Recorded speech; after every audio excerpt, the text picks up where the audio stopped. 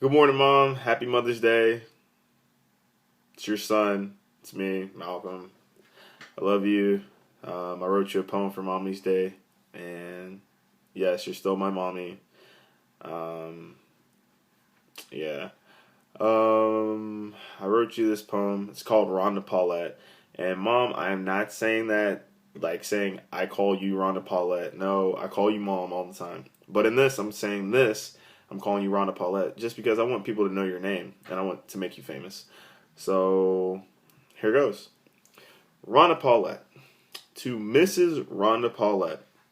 I never had you on a first name basis, but since I can recall, we've been to different bases, various military installations, space age flights, and school relocations. You never missed a beat, birthday, and kept in tune with all my situations. How can I thank you because you put me first? Took the heat in the kitchen even when I did my worst.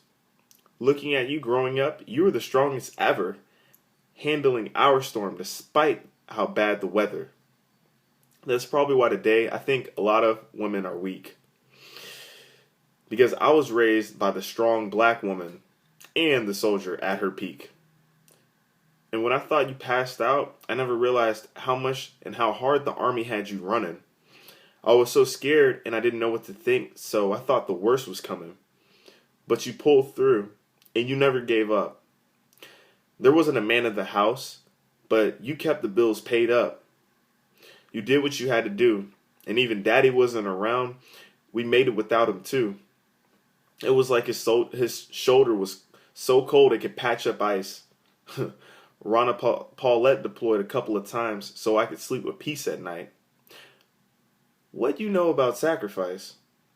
She wore more hats than you could imagine.